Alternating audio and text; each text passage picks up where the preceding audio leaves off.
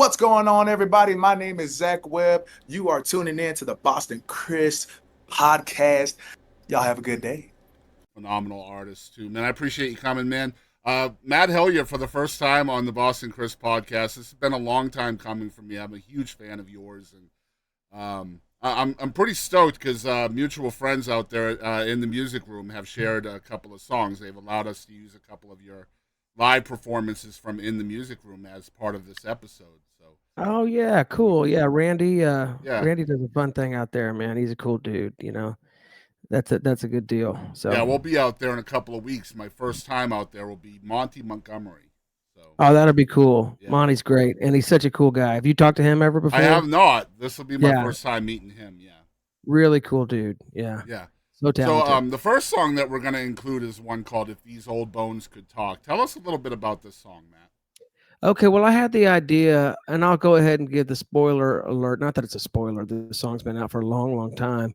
But it is one of those things where at the beginning of the song, you don't really kind of know exactly what this singer is singing about until about halfway through. You realize he's singing about dominoes, and it's loosely based on my grandfather's dominoes, and I had never met him before because he died before I was born, and so I didn't know him, and I didn't really have anything of his. And when my grandmother found out that I like to play dominoes badly, that she was like, "Oh, I'll just give you Bobby's dominoes." I thought that was super cool, because who knows what kind of conversations and things like that happen around people talk trash and they talk about life and they talk about all kinds of stuff when they're playing dominoes.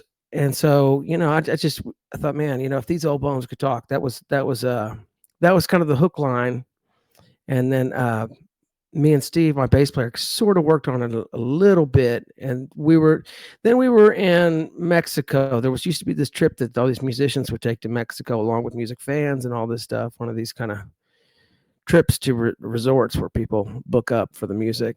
And Max Stalling was on the trip. Mark David Manders was on the trip. The Tejas brothers were on the trip. So me and Mark and Max wound up on the roof. They have a bar up there. And one afternoon, and we just started. I had told Max about the idea, and we just started picking around on it.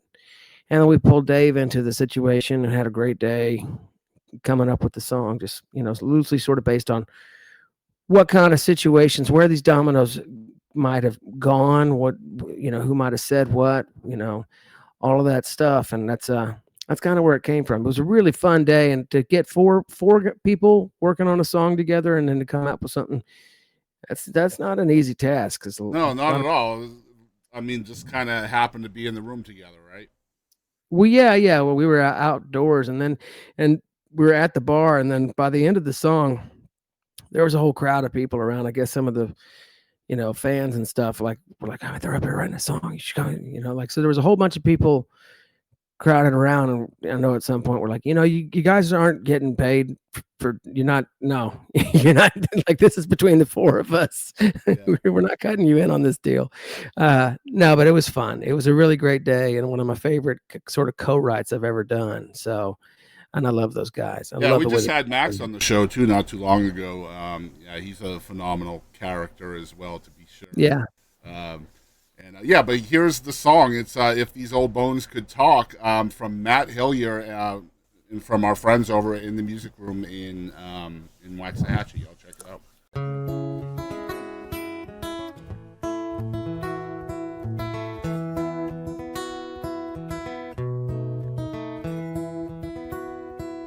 If these old bones could talk, they'd say we came from Waco, Texas. It was a different time, different kind of game.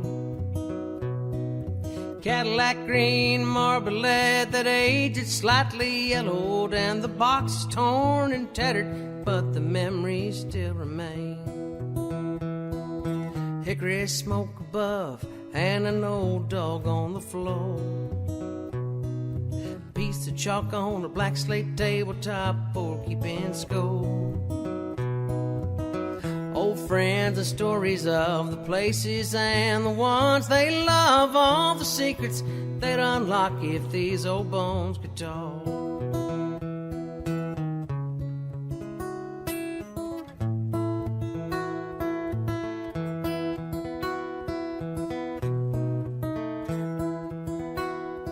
First time these bones left the box, a young boy built a castle, set 'em up and knocked 'em down just to watch the kingdom fall.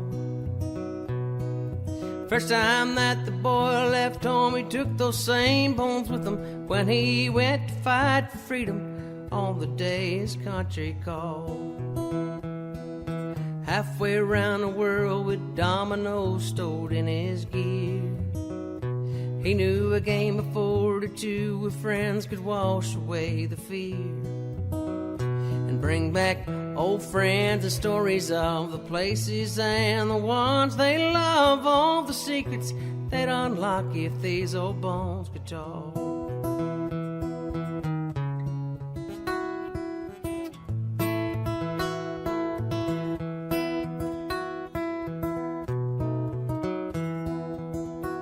Next to a picture full of uniforms in the center of a mantle, a young boy asked his father, "Daddy, what's inside this box?" He said, "Now these are dominoes, my son, and it's time for you to have them. Feel free to build a castle with your brand new building blocks.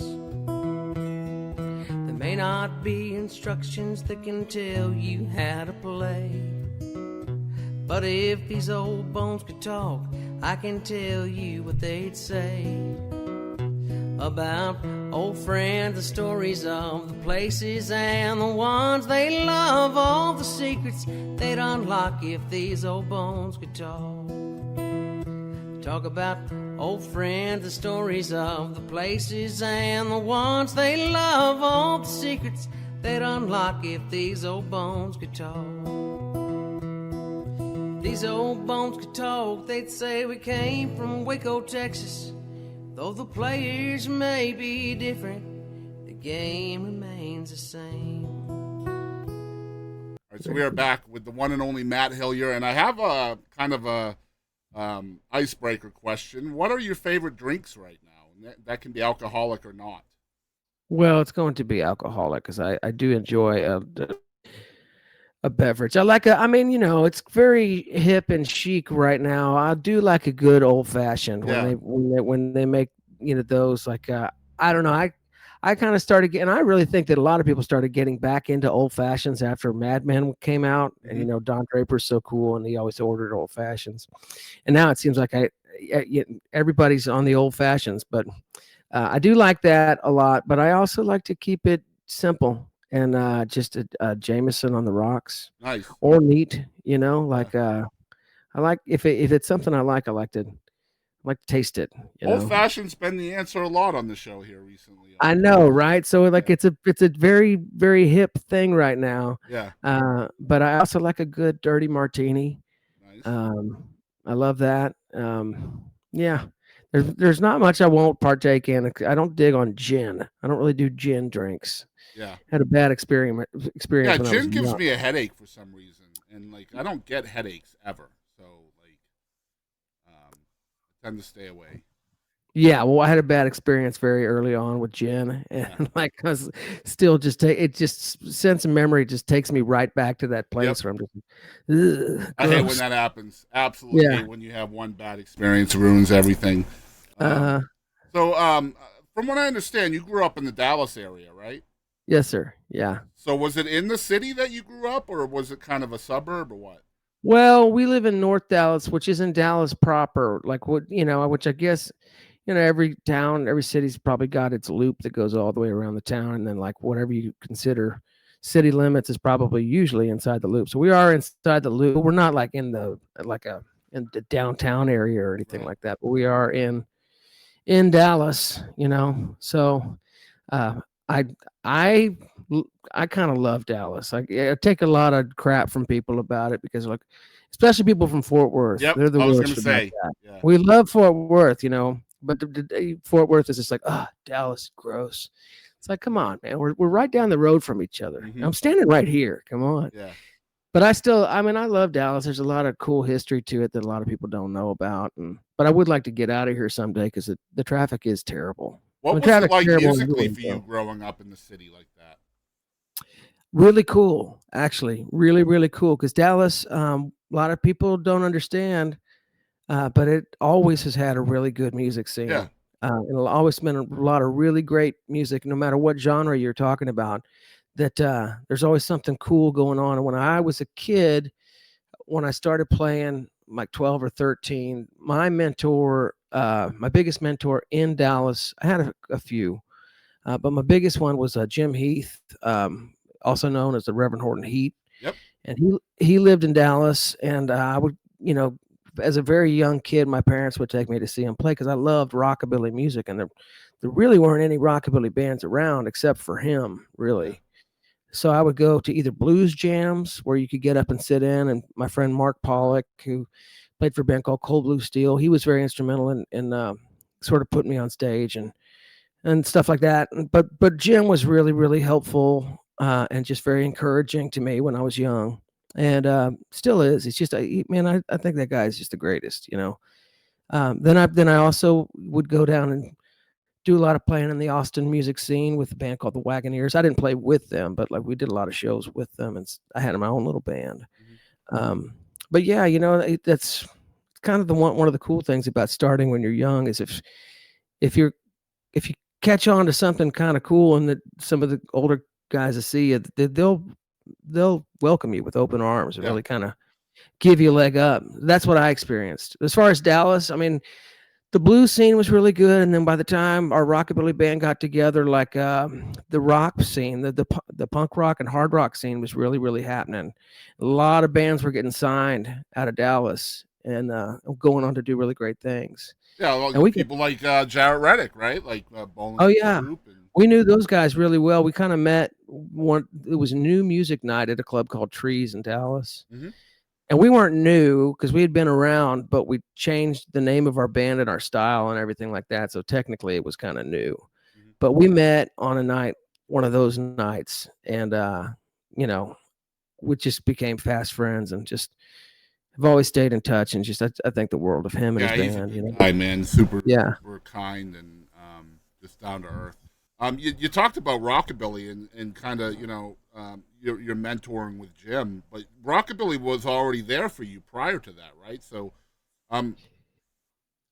yeah, I mean, I really started young. The first band I ever had, I was just doing for like the 6th grade talent show. Yeah, but I didn't waste a lot of time before I started trying to get gigs, and it was the people like the Rev and the Wagoneers and Ronnie Dawson who really kind of helped me out with all of that stuff, So, but yeah, that's kind of what brought me to the dance is rockabilly music. Yeah, man, I love that because, like, one of the things about being a Texas music fan is everybody has their own, ingredients kind of in their sound, and obviously rockabilly is such a huge ingredient in your sound, and of course, outlaw country is part of that, and Texas swing, and just that whole big smorgasbord that makes up Matt Hillyer is just incredible stuff because it's so uniquely you, right? And I mean that goes for everybody really, but like your ingredients just are incredible. I love the rockabilly. It's not something you hear a lot in Texas.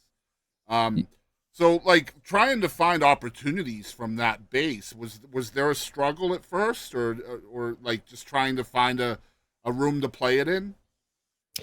Not really, because it kind of, you could wear a lot of different hats with it. And first of all, thanks for saying all that stuff. That means a lot. Yeah. That's cool of you to say. But you could play at the rock clubs, or you could play at the country bars, because I mean, you're definitely rocking. It's like second cousins, right? Yeah. They're both kind of live with each other, and we got to a point, same with 1100 too, just because we tried to wear a lot of hats. Yeah. We liked a lot of different styles, and we really wanted to sort of, dip our toe in all of those waters. But, with rockabilly getting started, there wasn't really a scene to speak of, but there were people. I find that with that kind of music, people identify with it instantly, no matter what, because it's fun to listen to. It's fun to dance to. It's country. It's rock. It's all kinds of stuff. Typically the guys who play it, they look kind of cool. People sort of dig that. You know what I mean? Like it's a whole different look. They're like, "Whoa, what's up with these guys, man?" They're like Fonzie or Elvis or what? Which I didn't really dig. People misunderstanding that at the time, but I do get it. And if as long as they were into it, and they were, then it's cool. I still love all that stuff. I don't necessarily live in that world anymore, but I'll never forsake it, and I'll never treat it like a novelty, because I think that music is, and that style of music is very important, and the sort of, what do you call it, the canon of American music, like it's really got an important place there. And you did mention kind of the rock scene as well, where you were at. You had a rock band called Strap, is that right? That's right. What were those years like, kind of living in that era?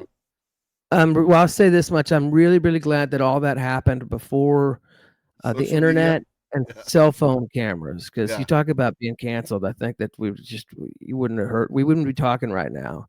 But no, we had fun. I'm glad I did all that when I was young, and I'm glad that I did it in the first place, because we were doing this rockabilly stuff, and we were getting louder and louder and sort of more rock anyways. And it just seemed like we were becoming an identity crisis. And then our bass player kind of had the idea. It's like, well, there's a 3-piece band who was super loud and played sort of Texas boogie called ZZ Top. Why don't we try and sort of do something like that? It would make a little bit more sense. And plus, I think we had gotten worn out with some of the aspects of the rockabilly world, and there were like labels and stuff. We were doing well, but labels and stuff would take this sort of wait and see kind of attitude, because they didn't want to chance it on a rockabilly band at the time, and like, well, we can't wait and see. We need to do something.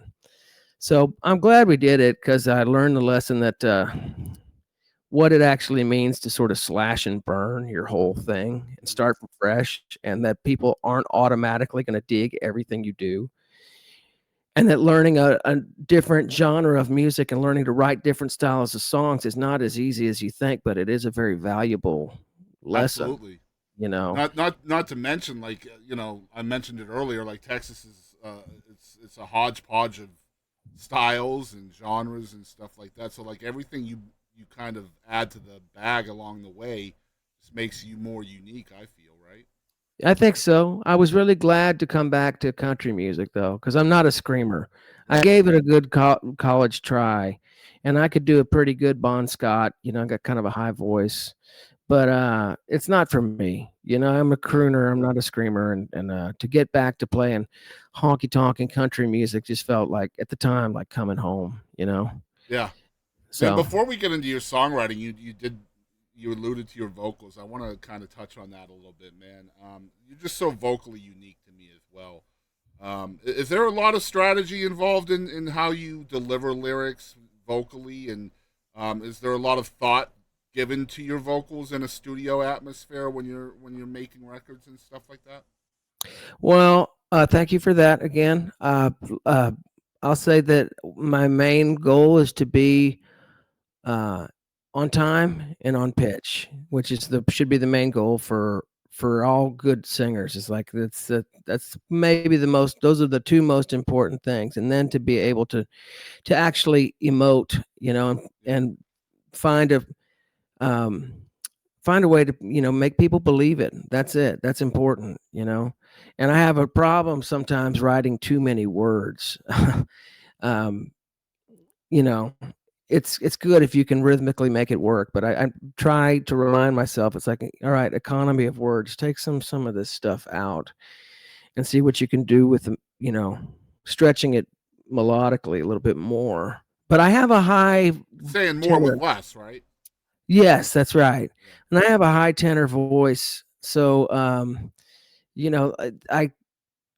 love all the great singers, Merle and George and Buck and Don, and the list goes on and on and on and on. But I think that at some point in time, I sort of realized that the Buck Owen stuff was really good for me, because his register would be pretty high up there, and a lot of that early George Jones stuff I really dug a whole lot, because again, it's just I can hit some of those notes. Mm-hmm. But I don't know, mainly just be in time, be in tune, and try to put your soul into it. Be dynamic, don't just belt it out like you have voice and modulation. You feel like your vocals have changed over time as well as you've gotten older and matured some? I hope so. Yeah. I mean, I know so, because I had to go back and type out all the lyrics to a lot of the whole 1100 Springs catalog so that we could submit them to social media platforms so that like if somebody pulls up one of our songs, if they want to do a lyric video or something like that, that it'll be right, you know? Yeah. So I listened to every single song over again and making sure that I got it right. You know, it kind of drives me nuts when people post stuff and it's just like, yeah, it's not right. It's just, that's wrong, you know? Yeah. So, but I listened to our catalog from start to finish, and some of You it. don't want to go on your Wikipedia then. Oh my God. Oh no, I know, I know. I don't look at stuff like that.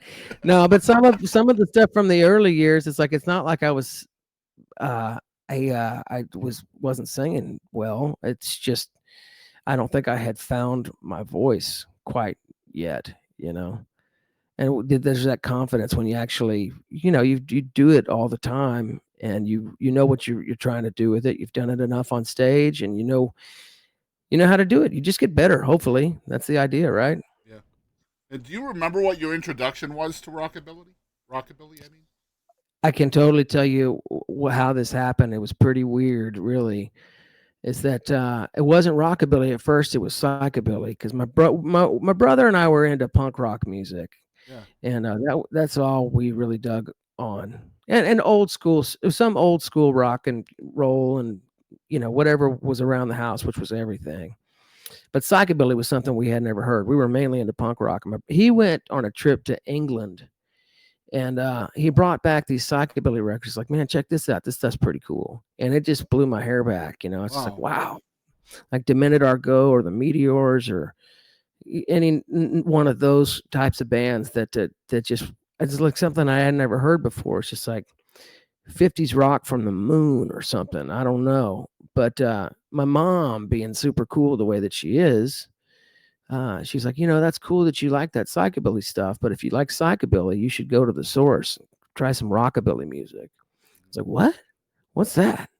She's like, well, we got some old 45s in the closet. You know, I think there's some Gene Vincent and some Eddie Cochran in there. And I started digging through all that stuff. And there was a lot of cool, my parents had cool music, you know, and that was it, you know. So Eddie Cochran probably, well, and, you know, I was a closet Elvis fan. And what I mean by that is at the time with all of our friends, Elvis wasn't considered all that cool, you know, like it was, you know, he was still Elvis, but it was, you know, they hadn't revamped his image that much. And, but I would listen to his records, his 45s, like with the headphones on, so nobody would catch me doing it. Nobody would know, yeah. Yeah. And I was like, man, Elvis is pretty cool, man. I don't know. I don't want to tell anybody, but I think he's pretty cool. And then I saw this documentary called Elvis 56, and it covered the year that he really blew up. And they had all the original TV performances in this movie. And man, when I saw the first time I ever saw what he looked like whenever he first went on television, what he was doing and how he was singing, how the band sounded, how they played, I just I unplugged the headphones. I'm like, man, I don't care who you don't like Elvis. You're wrong. I'm sorry. You're wrong.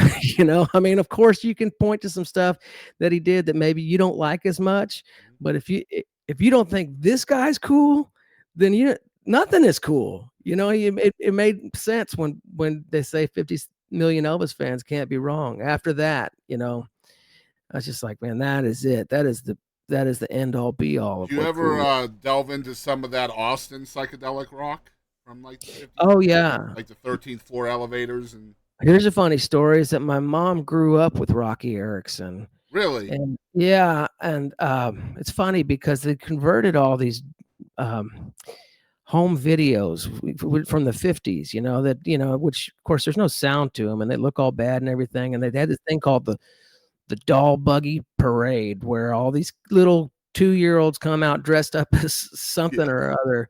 Yeah. And then you see this one kid walk out and he looks like a ghoul or something. You don't know what he is. He looks like I don't know what they dressed him up as. And they're like, who is that? And my mom goes, that's Roky Erickson. You know? But my mom, like when the Beatles were a big thing, she was one of the biggest Beatles fans ever. And he played guitar and sang. And I remember she told me the story that they were having some sleepover, her and a bunch of girls, and Roky came because he knew that my mom knew all the words to the Beatles song. And Roky, just like Romeo and Juliet or something, came to down there and sang, called up to the balcony, Fran, come down and sing the Beatles with me. That's pretty cool. That's pretty cool. But yeah, 13th floor elevators are very cool, and of course all the Cosmic Cowboy Yeah, I got stuff. a really intimate kind of experience through those years. I was friends with Paul St. John for a while, and before he passed, and man, I had him on the show once, and over the years he's told me some crazy stories from those days. And Oh, I bet. yeah, Waller Creek Boys, being in a band with Janis Joplin and all that stuff back in the day, man. It's so cool to pick the brain of people who have been there and done that. You know what I mean? Oh, I bet. Yeah, no, it's very cool. I mean, I love the whole history of it, and especially, in any way that we were kind of adjacent to it. My mom growing up in Austin, and all of everything that happened with all the, Doug Somm going and Boz Skaggs and all these people going out there and hanging with Jerry Garcia and all this stuff. Of course, we weren't around for that, but at the same time, it's just like, it's just cool that Texas has its place. Yeah, it's crazy to think all the cool things that have happened in Texas, kind of a precursor to what we enjoy today, in a way. So do you kind of remember how 1100 Springs came to be? Like, how did you guys all I get know together? exactly. Yeah, no, it was an accident, really. It wasn't supposed to be anything at all. I had a job in a warehouse working with my friend Richie Vasquez, and Richie was playing with Jesse Dayton at the time, and Okay. we were still doing our rock band Strap,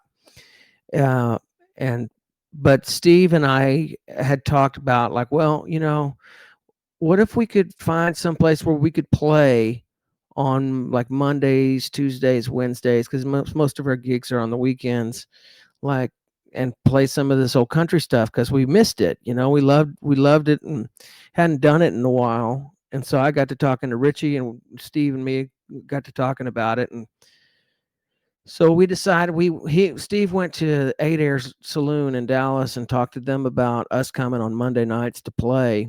And they didn't guarantee us any money. They just paid us a percentage of the bar, and we were pretty terrible to start with.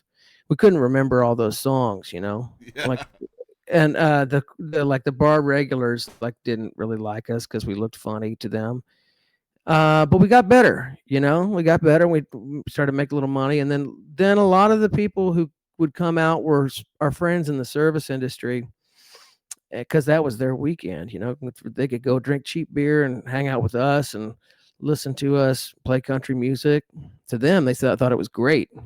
We had a lot to learn, but it just got bigger and bigger every Monday night, and it turned into a scene where then you'd have punk rock kids, college kids, cowboys, and just regular folks, rockabilly folks.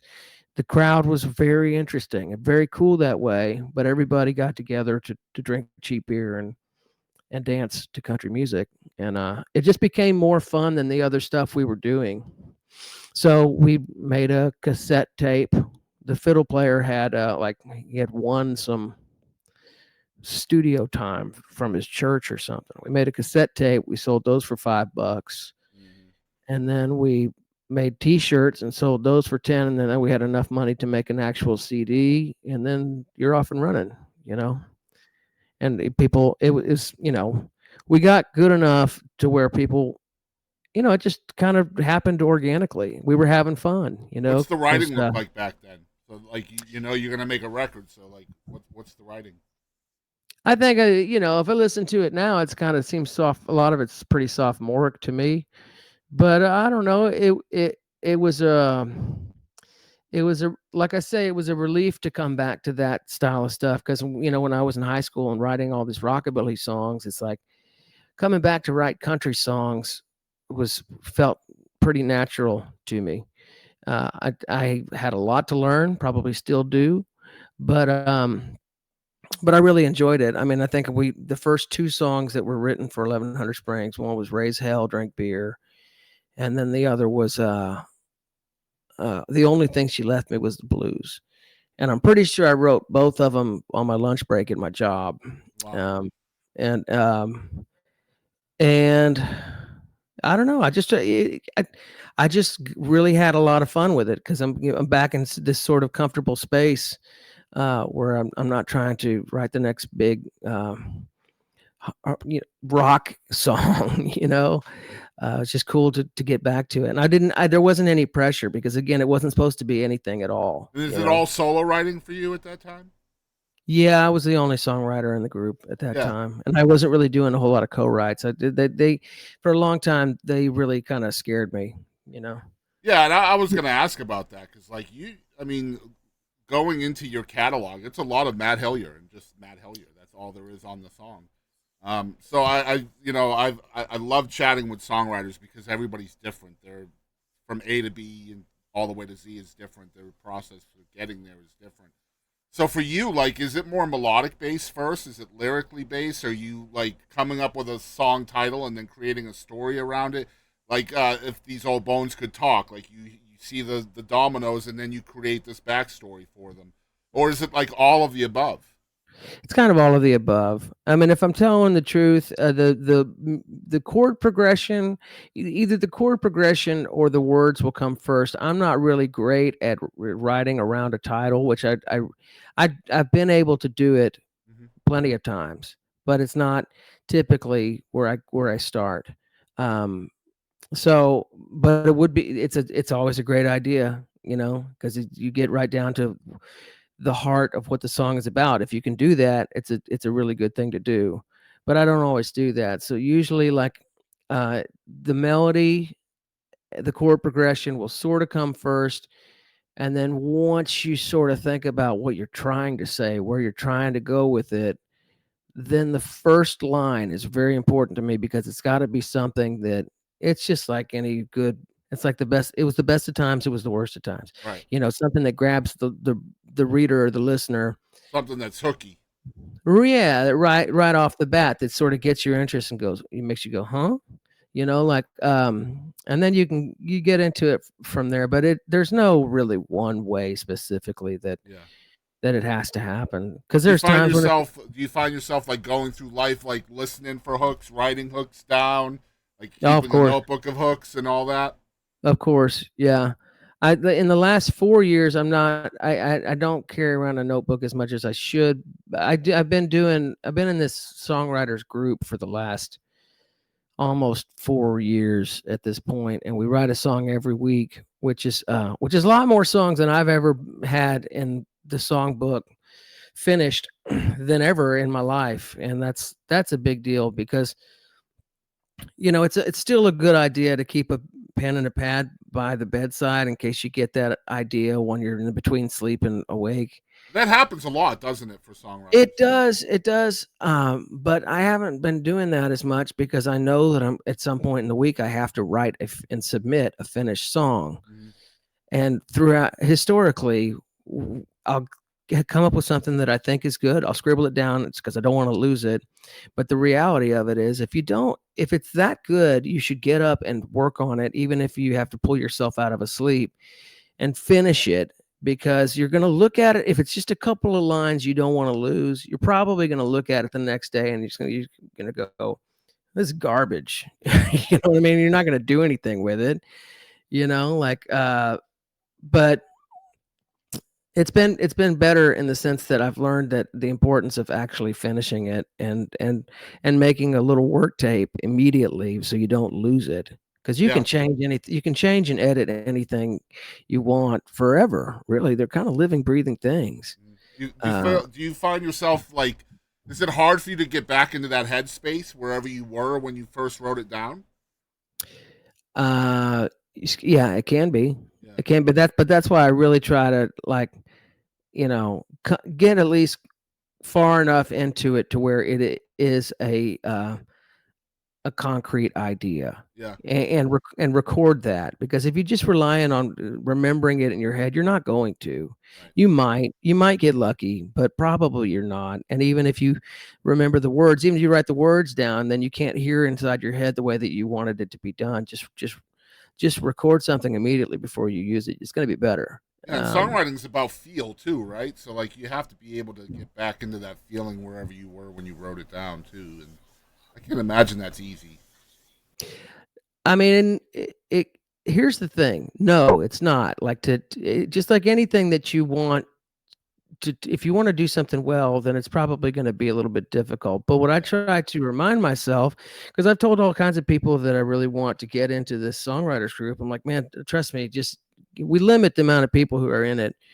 But it's like, man, trust me, that seems like a lot of pressure. It really takes the pressure off, because what people get afraid of when I talk about it is they're like, because everybody gets to hear their song, and people get afraid of like being able to produce a song every week. That's not the problem.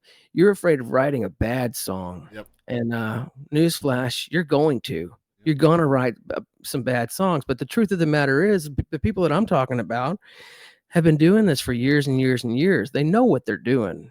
You know, if you give yourself a little bit of credit and say, hey, I've written a lot of songs and I know when it sucks, and you just do it, because even if you're the best in the world, you're still going to come up with something at some point in time that's not as good as some other great thing that you might have done. It's like being a baseball player, man. If you're successful 3 out of 10 times, then you're a badass baseball player. It's the same thing. It's a discipline. Yeah, it's a discipline. That's what it is. And the way that I used to do it, and there's no right or wrong between the two, is just that we'd be on the road a whole lot throughout the year, and it would come time for us to go back in the studio. And then I would feel like I needed to run off into the woods or something and just like write 10 songs or however many songs I needed. And that's not necessarily the right way to do it. Like, because now if I was to want to go and make a record, another record, which I probably will at some point, but I got more songs than I know what to do with, which is a good problem to have. Absolutely. And if you just think you're going to have this lightning bolt of great creativity all at once to just hammer out 8 songs in a weekend, maybe you will, but I don't know. Yeah, that's not the norm, right? No, it's a little like going to the gym, I guess. Yeah. Which is not something.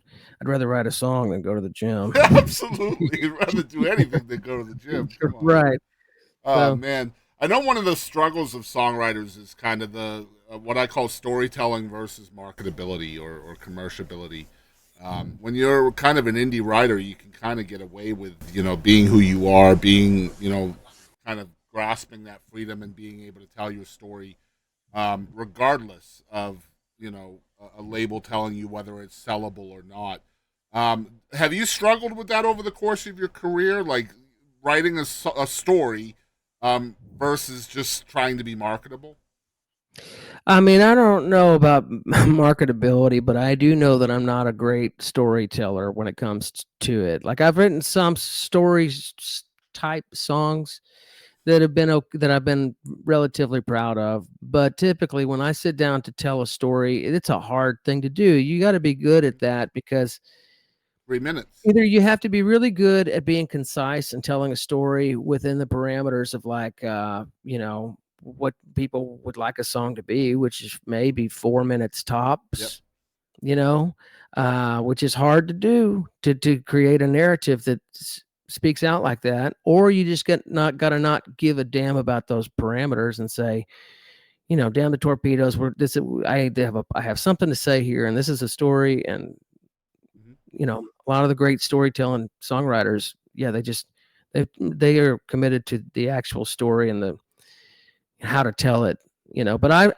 have struggled with that. Not to say that I can't do it or that I haven't ever done it sort of successfully, but typically my songs are, sort of songs about love or, lost love or, just feelings. I mean, you're telling a story with those songs too. Right. But it's not like some cowboy ballad. You know what I mean? Those are the when I think of story songs, I think of stuff like that definitely has a narrative. You got to have a protagonist. You got, you follow him or her through the beginning, middle, end of the whole thing.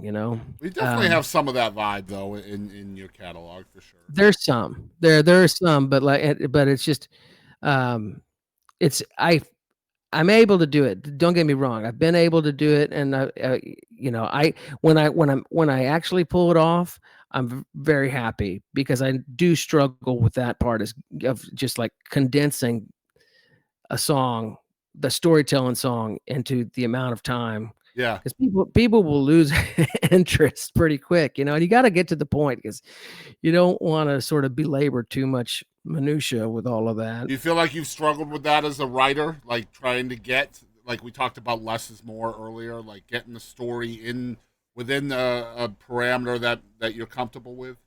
Yeah, that's it. I mean, I really, I don't know. I don't live and die by this, but I do try to write songs that are. If I said it didn't matter to me, I would be lying. I do try to write songs that live in the area of 3.5 to 4 minutes, because folks such as yourself who would play it on the radio, they appreciate that. They like, most radio formats. That's what they want. It doesn't matter every single time, but if you're not thinking about that at all, then you're probably doing yourself a disservice, I think. Because I appreciate everything that radio's done for us, and I appreciate the people who play our songs on the radio. And if it matters to them at all, then it does matter to me some.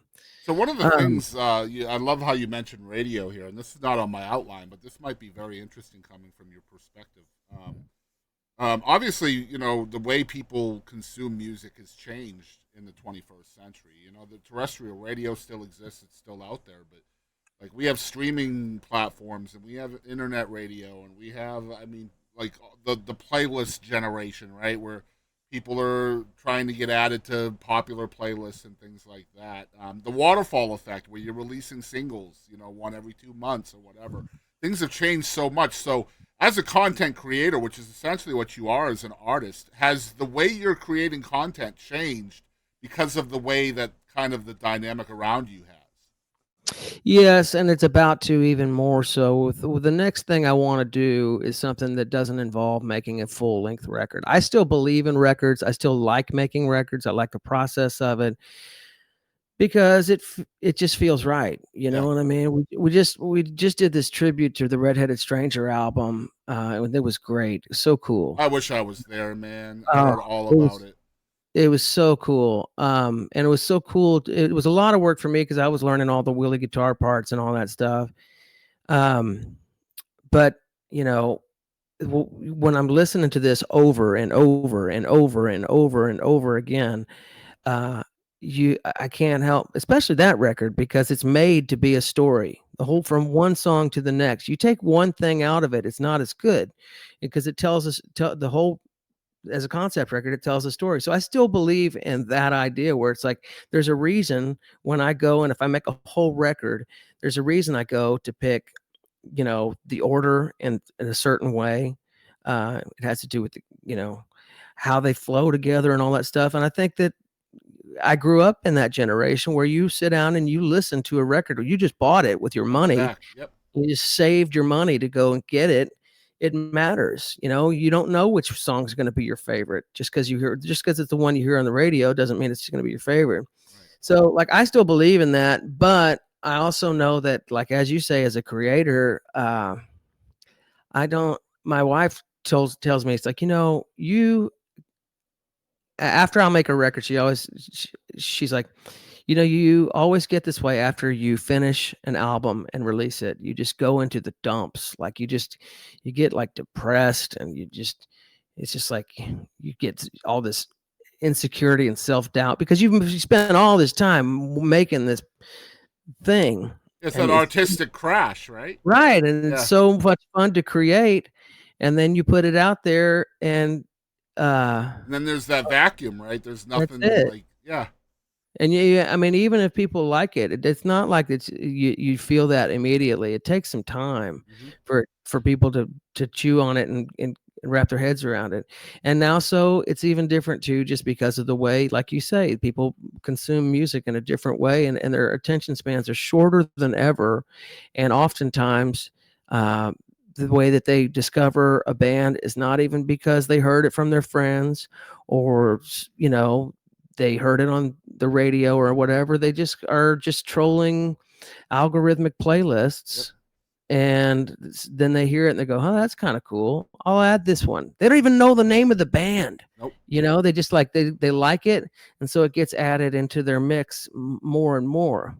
So, yeah, I would love to stay in the studio, honestly, and just keep writing, making records and releasing them, regardless of what people, how people do it, just because the process of doing it is fun. But I don't necessarily want to, with whatever I'm going to do next, to bog down with a chunk of 12 songs and just really pour over them forever. I want to try something a little more immediate. I won't speak about it yet because I don't want to jinx it. Yeah. Well, but it's exciting to hear you talk about something new. And yeah, well, I have all the material. That's the thing. I got all these songs. I'm getting more than I ever have, and sitting there thinking, well, how do I do this? Because I can't make enough records to release even like half of what's going on here. And you're a high volume writer too, aren't you? I am now. Yeah. I'm not as high volume as some of my friends who are like actually staff writers in Nashville and stuff like that, and would probably laugh at me when I talk about, I write at least one song a week. They're like, dude, I write 3 a day. That's like lunch break for them, man. Right? Yeah. I know, but for me, it's been a really good thing, and it's pretty prolific for my standards. But here's a question for you, Matt. Sure. Now that you've released a couple of records as a solo project. I know it's still full band and all that, but it's basically under your given name, Matt Hillyer, rather than 1100 Springs. Has the writing or anything changed between being with 1100 Springs, releasing music as the band, and now you're releasing music under your name? I think so. I mean, not drastically.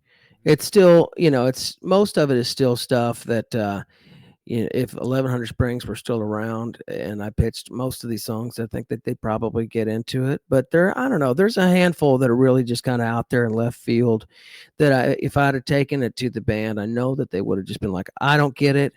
I don't think people who like us are going to get it. I think you need to, stick to the formula. Not that I couldn't, get off the beaten path with the band, but if you have an established band, and you do write to what the fans would expect, and especially if you're a country dance band, it's like you go and you throw some weird jazzy stuff in there, some out there Harry Nilsson style Beatles stuff. So this kind of a reputation you're trying to stick with when you're with the band and putting music out under that umbrella.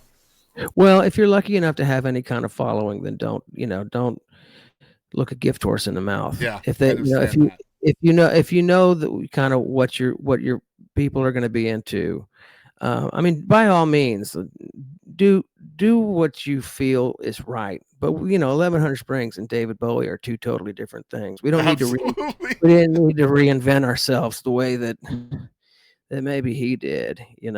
But I love how earlier you talked about a concept record, one song to the next. It's important. Song one is important to song two and vice versa. But for you, even like your records are connected too artistically. That's one thing I noticed between the last two records, that there was an artistic connection between the two, wasn't there? For sure. And that's we recorded like 3 more songs than we actually put on Glorietta. Yeah. And so and I wanted to keep the momentum going for sure. So I really kind of tried to stay on top of that and use the same players, produced by the same producer, and give it a continuation. If we could, I wanted them to sound cohesive, like they both kind of belonged together. Now they're different records, but at the same time, it's like, yeah, no, I'm glad you picked up on that, because it was important to me at the time, just because I didn't want, if we were going to use some leftover tracks, I didn't want them to stand out like oddballs with the rest of the record. And I really had so much fun making Glorietta that it was kind of a no-brainer to go, well, let's just keep it going. That was pretty cool and fun. So let's keep it going. Yeah, that with was like an all-star team too, man. Like the session players and everybody you had working on this record. Just to name a few: Lloyd Maines on pedal steel, and of course Heather Stalling on fiddle, and Willie's bass player on bass. And Oh yeah, yeah. Well, and they're all old friends, you know. So like, Lloyd's so cool. They're all. I mean, they're all great. And Arjuna, who played drums, had played with 1100 Springs, and of course Reverend Horton Heat also. And that's one of the fun things about doing stuff now is just that. Not that because 1100 did a show back in February. It's the first one we've done in like 4 years. Yeah. And it felt really, really good to get back on stage with just the guys, you know, and just, you know, to rehearse it and then to play it. It's like, man, there is something supremely special about each and every person up on this stage and the music that we make when we get together. But it is fun and refreshing also to be able to play with different people. It's a good time.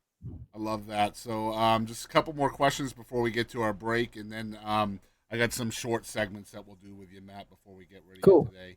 I appreciate it, man, for hanging out and being on the show for the first time. But so excited to have you here and picking your brain. So let me ask you this. Is there anything in the music business that isn't fun for you? Getting there. Yeah. Getting there is a drag, you know, like everything. I mean, that's not always true because sometimes the travel is good for my mind and get out of the house and just sort of clear my mind. But you know, after a while, it's like repetition. Driving places just gets old, and you know, not that I have that much gear to load at this point, but you know, I don't like that part. And then waiting around, you know, that's like Tom Petty had it right. Like the waiting is the hardest part, and especially the last 10 minutes before a show. I hate that. They're my least favorite moments of the night because it's just like at that point you're that close. That's where the most stuff can go wrong too. Is that last? Could be, yeah. That's funny that's a good observation. But like, it's just, you know, by then you just want to get up there and make it start. Yep. You know, I've never been very good at just being cool about just like trying to be cooler about just like, no, start on time. Don't start early. Go when you're supposed to go.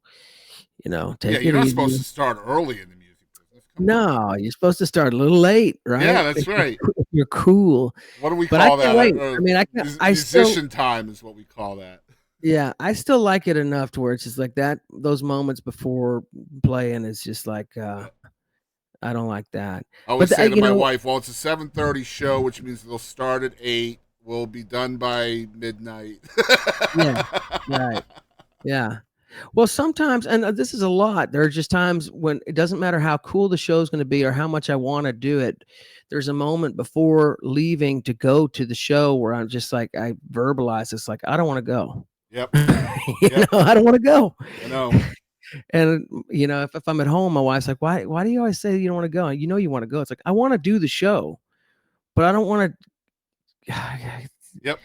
I'm relaxed here. Yep. Now I got to go. And then I'm going to have to wait around and do all this stuff. If I could just click my heels like Dorothy and appear on stage and do the thing, that would be the way. But it's everything leading up to it. And then, I love that. So the other side of the coin, what things do you enjoy outside of music? Well, I like being with my family. That's anything that I can do being with the family and really honestly, I like movies. I love to go see movies. Yeah, most of the stuff has to do with music though. When it comes to stuff that I do, I always make a joke that, and it's about mostly true. And people are like, hey, you want to come, you know, play golf? I'm like, you know, I'm not good at things. Yeah. You know, like I'm just not. I'm staying home, man. I'm not good at things, man. Like I'm good at, you know, a handful of stuff, and I'm typically doing that stuff. And if I'm not, then I'm probably doing whatever my wife and kids tell me to do, which is fine by me. You know. Yep. That'll keep me out of trouble, theoretically. Absolutely. That's why the ladies are the boss, right? That's right. That's right. Do what we're told, man. Appreciate Matt being here. We're going to take a brief commercial break with Pappy Middleton down there at Palmyra Studios in Palmer, Texas. Y'all check it out. Pappy? I'm putting it together right now, and I'd love to get it out that any student, I don't care how old you are or what, if your heart lies within this kind of domain of the sound, playing, any of that, I'm gonna start taking one day out of every couple of weeks and invite students in for a very small charge, and I will tell you whatever you want. Any question you got, I'll try to answer it. Well, I will certainly put that out there. I'll make this a little ad for you, and we can share it. Because they'll have full access to the studio, everything. I can tell them everything about how all of this started from analog into the digital world, and you'll be able to have hands-on. And I'll show you why analog sounds better than digital. Amazing. Yeah, I'll definitely cut this out. I'll make a little ad out of it, and we can share it everywhere. That's awesome. Absolutely. Because I'd love to do it. That's my legacy, is to leave.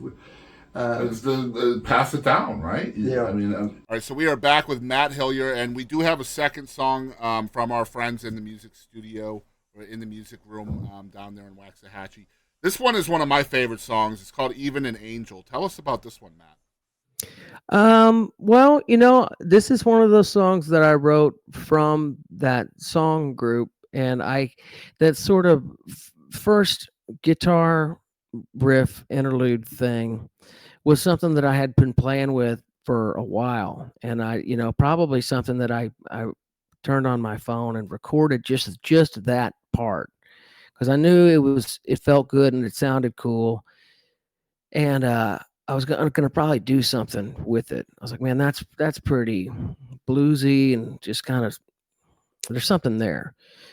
So I know I did that first, and I sat on that for a couple of months, and then it was time to write a song. And it's like, okay, let's see what I can actually make happen with this. And it's loosely based on sort of my marriage and just my wife having to sort of put up with whatever kind of mess of a man I can be at times, which I'm probably a little too hard on myself with that. But it's not necessarily about us. It's just kind of that kind of character that's just like, this woman's been taking care of me in so many ways for so long, once, basically the idea is like, when's somebody going to take care of me, like, which, it's like I say, it's not really like that with us so much, but I just sometimes feel that way because I'm always running off to go do something, and it's a great tune, man. Well, thank you. I appreciate it. Yeah, I love the song. It's a major part of my playlist, and it's part of the Bright Skyline record too, which is I think, in my opinion, man, one of the best records I've heard gosh, forever, man. It's so cool. So many different styles and genres in it. It's hard to be in a bad mood when listening to the record. So, like, anytime I'm having a pretty shitty day, I head to this record. Thank you, man. That means a lot. Yeah, and so Even an Angel is on this record. I highly, highly suggest you guys pick up a copy of it or stream it or go to a show and pick one up. And I'm sure Matt will put his John Hancock on there for you. It's Herbie Hancock. Is it Herbie? No, I don't know. Just Herbie Hancock. But anyway, yeah, here's Even an Angel from Matt Hillyer.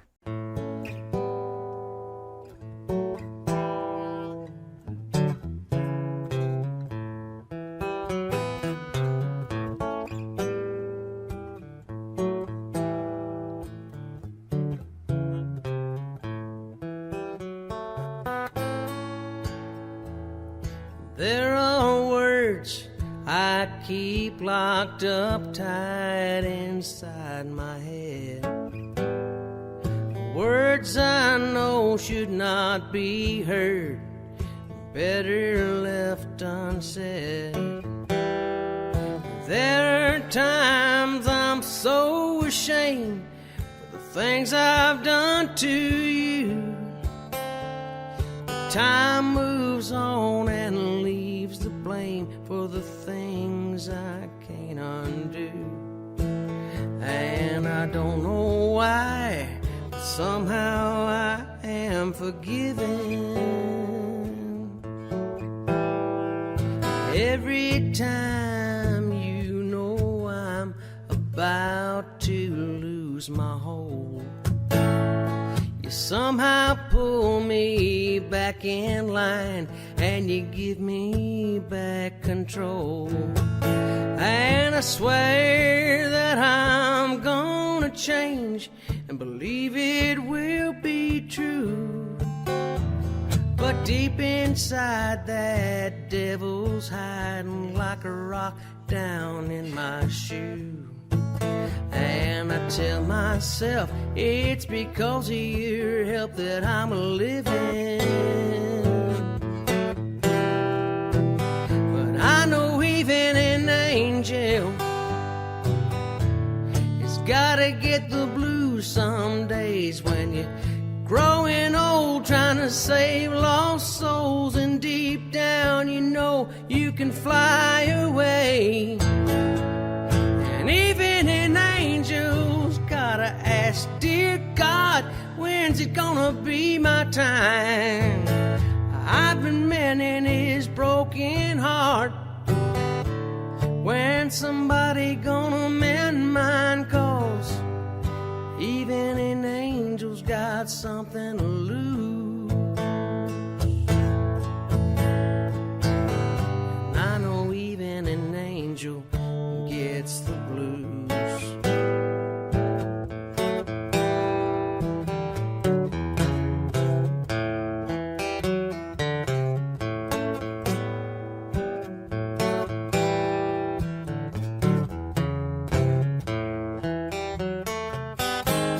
I know even an angel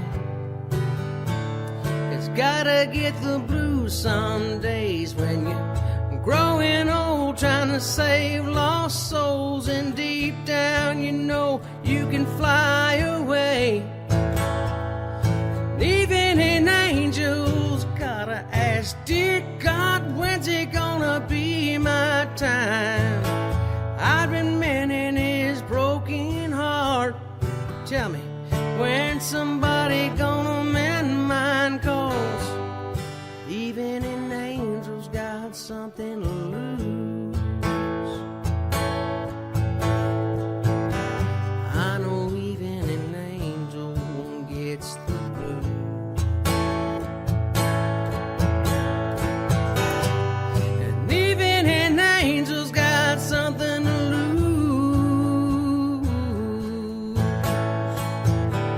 I know even an angel gets the blues.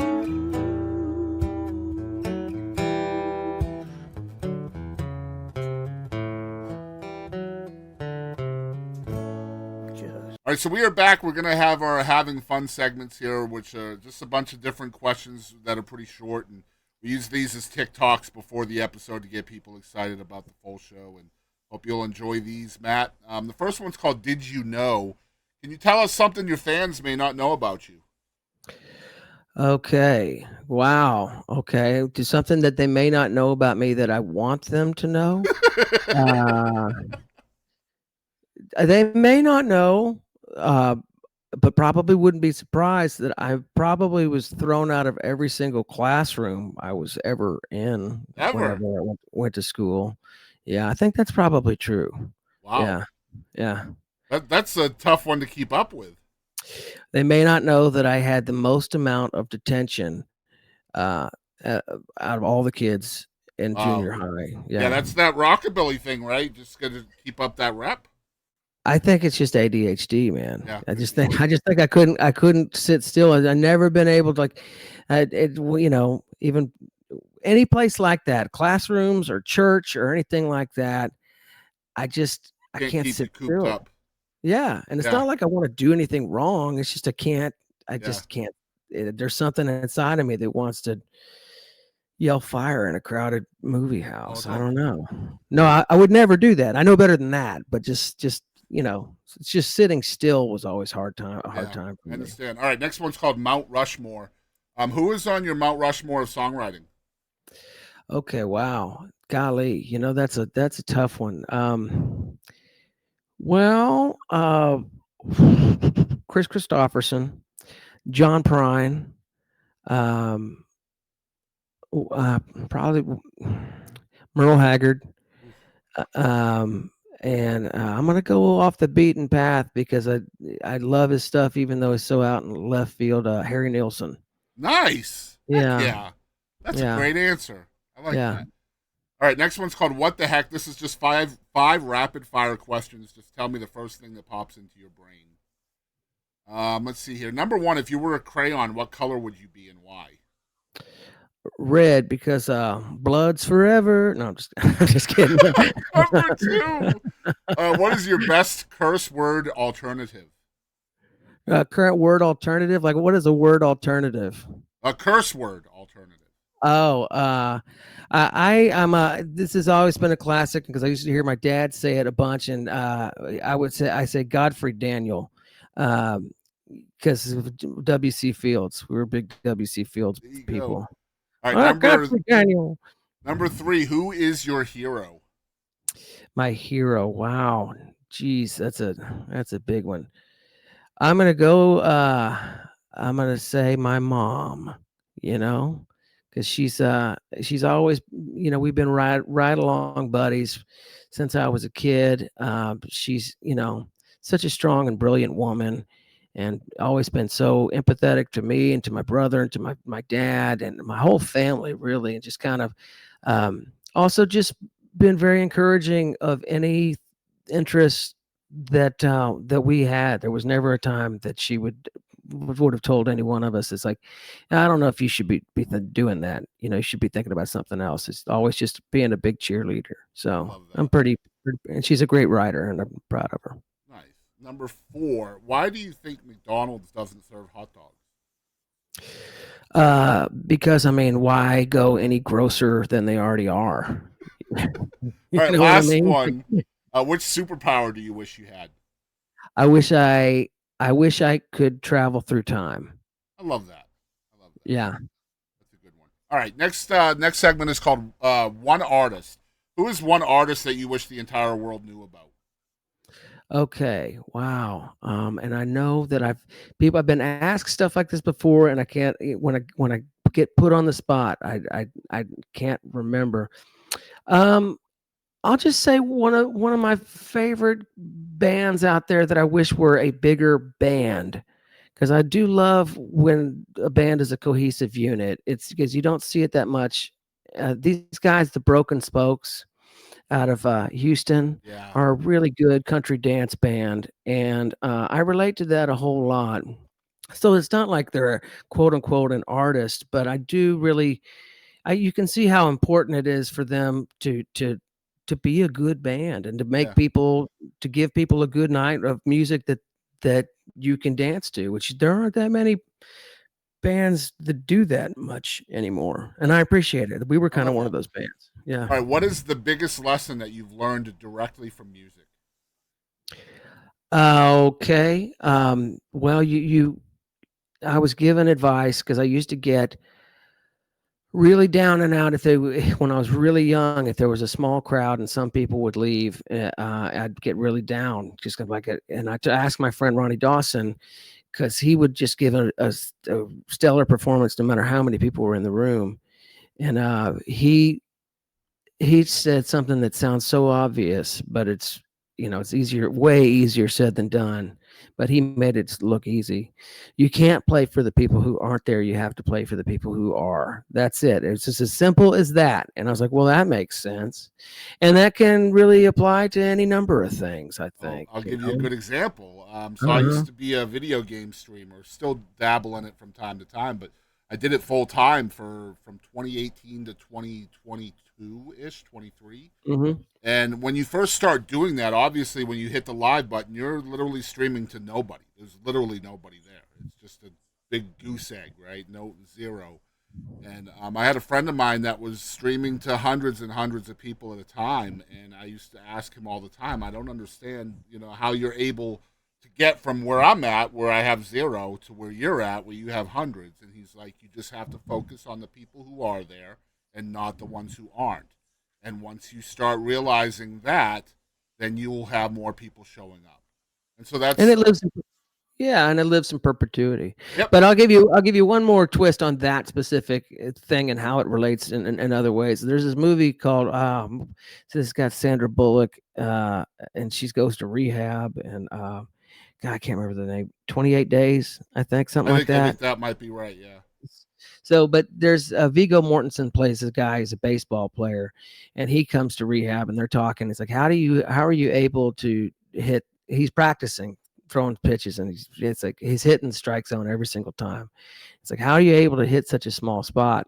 And he says something, and of course, this is just movie stuff, but like he says something that made a lot of sense to me. It's like, well, there's all this stuff outside of the strike zone that you can't control, but inside that little spot right there, just to get to that spot, there's any number of things that you're within your control to hit that spot every single time. And it could be as simple as showing up on time, making sure your stuff works, making sure the car is running. There's a number of things that are within your control. It's a lot less than you probably think about, because if you worry about the big picture and every single thing going on, then you're not going to hit your mark. But if you worry about the things you can control, and this is a constant struggle for me in life, because I just all over the place all the time. But if you worry about focusing on the things that you actually can control, 90% of the other stuff is going to fall into place. Yeah. Because you've done what you were supposed to do to get there. Brilliant. Yeah. So, all right. Next one's called Moment of Gravity. I always struggle to ask this one, but we usually get there in the end. So basically, there's probably one moment in your life that you can look back at and kind of draw a line from today to then as to when, like, your musical journey really started becoming serious. Something, either a person or an event or a thing or something happened to kind of change your trajectory and put you on the path that you're on now. Okay, I can tell you what it is. I mean, it could have been a lot of things, but when I first started to get to know Jim Heath, he was the Reverend Horton Heat was just kind of a local Dallas band, and they would travel around. Don't get me wrong, but they hadn't gone on the road and lived on the road like the way that they do now. But there used to be this thing called Dallas Alley All-Stars. They did every Tuesday night, and all the musicians would go there and play a couple of songs, and the agency or the Dallas Alley would pay them a little bit of money to play a couple of songs. And I had been staying at Jim's apartment. I was like 12 years old. My mother said it was okay. That's my mom's cool, But so I had been staying with Jim at his apartment and running errands and all this stuff for like 2 or 3, and going to his shows for like 2 or 3 days. And at the end of those 2 or 3 days was this Dallas Alley show. And so he takes me to the show, and he knows that I've practiced a handful of his songs. And he asked me, like, hey, you want to get up and sing a couple of tunes? And I was nervous as all get out, because I mean, most people I'd ever played in front of before. And he's like, I really look up to him, figuratively, and at the time, literally. So I was so nervous. And I got up there and I played with him, and I know that I wasn't very good. I don't know. I was 12 or 13, something like that. How good could I be? But I got a taste I had already been on stage doing stuff before, but that was the most people I'd ever played for. And I got a taste for it. And then after I got done, even as bad as I probably was, the lady who was the agent for the whole show, she thought that it was cute. She thought I was, that it was a cute little gimmick, novelty, whatever you want to call it. But she thought it was cute enough. She's like, come back next week, we'll pay you, and you can do a couple songs on your. Wow. If you have a band you can put together, you can come out and do it again. And that was the first money I ever made playing music. And then after that, I was hooked. I was like, man, this is actually something I could do. They actually pay you to do this? What? Yeah. Yeah. No, it was a trip, and I've been, fighting to do that, keep doing that ever since. That's amazing. So, man. I got 2 more. Next one's called Grateful. What are 3 things that you are grateful for? My family, for sure, and and that speaks to not only just my entire family, but especially my wife, because she's the rudder on the ship in so many ways. That would be number 1. So far, my health, I'm still, although I'm getting to that age where I'm trying to actually listen to what doctors say and be better about taking care of Make myself. sure you listen to your doctors more than you do Dale Watson. Oh gosh, I listen to Dale because it amuses me, because he's so easy to set off, like he thinks he's messing with me, but I don't know if he really appreciates exactly how much it's an act and I'm really messing with him sometimes. But anyway, okay, another thing I'm grateful for is that I have a roof over my head, and that we've been able, because it's not always easy, especially if you're a musician. And my mom, Freudian slip. This has happened to me like twice in the last 2 weeks. I don't know what it says. I want to say something about my wife, and I say my mom. Oh gosh. Anyways, my wife used to work in the mortgage biz, and it was commission based, and she would do really well. But then, there just would be times where it's like my salary is not fixed, hers isn't fixed, and then you got all this money that's coming to you. You're waiting for it to come to you. It's on its way, but you can't pay the bills with good intentions. Right. And that's always been just a struggle for most musicians, or people in general, probably. But we've been able to keep the lights on, and we live in a good neighborhood, and stuff breaks, but you're usually able to fix it. So, the simple things. All right, last question of the night. Who is Matt Hillyer? Okay, well, I was born in Upper Sandusky, Ohio. Hate to bust that bubble for you guys. We're just finding this out? No, I haven't kept it a secret. My dad was a minister, and that was the first place that the church sent him. But my family's been in Texas since it was, its own country. It just, they decided to move to Ohio when I was born, so I could hear about it from all my Texan friends for the rest of my life. And I grew up in a good home with really funny, brilliant, smart people. My brother's a brilliant guy. My mom is brilliant. My dad was a really, really brilliant, funny guy. We laughed a lot. We loved movies. We loved good music. We love art and culture, and discovered music and been trying to, I don't know, express and tell the truth ever since, I love it. We've got Matt Hillyer here. Matt, you talked about, or you alluded to, possibly new music coming. Is that going to be this year, or what are you thinking? Well, okay, so I'll give you a sort of a rough outline. I hope it's going to be soon, but it's not. It probably what I want to do is to put together a situation where we record live in the studio, video and audio, of a full band doing mostly new musics, enough of it that we can cut it up and hopefully release one track a week. That's the goal. Wow. Because I like the idea. There's so many of my friends who are playing with podcasts and things like that, and I've always wanted to do one, but I don't necessarily want to do a static podcast where I enter, because I have a lot of fun doing this, and I have a lot of fun doing people's podcasts, and we can incorporate that.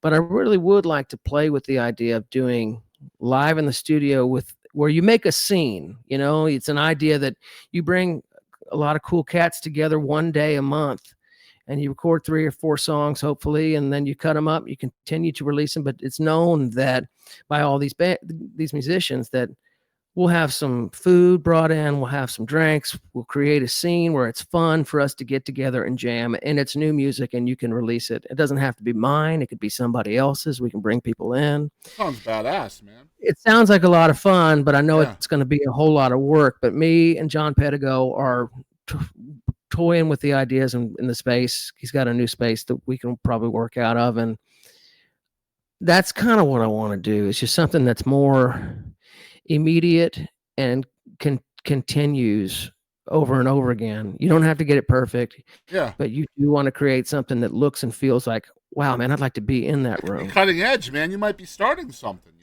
I think people have probably done stuff like that before, but that's what I want to do. And then there is some talk with State Fair Records about doing another full length record, which I would love to do that too. But immediately I'd want to do something that's it's like one of those, what is it like? You give a man a fish, or you teach him to fish. Yeah. Like something that keeps on giving. Because there's just a lot of songs that I have in the song bag, and I'm not the only one. Yeah. And so that is my next focus. Whether I can make it happen or not, we will see. But you heard it here. Awesome. Good stuff, man. Yeah, you guys heard it here. Let me tell you guys where you can follow along with Matt. The website is matthillyer.com, HILLYER.com. There is no uniformity with his social media, just so you know. I feel like the older we are, the less we are good at that, right? Because my uniformity is bad, too. So I'm going to tell everybody where you can follow. On Facebook, it's Matt Hillyer Music. On Instagram, it's MattCat1100. On X, it is Matt Hillyer 1, and on TikTok, it is official Matt Hillyer, and I think YouTube is also official Matt Hillyer. So you guys make sure you're following and subscribing to all of those places. Get yourself a copy of the record Bright Skyline, one of the best records I've ever heard in my life. I will say that till my dying day. I love the record.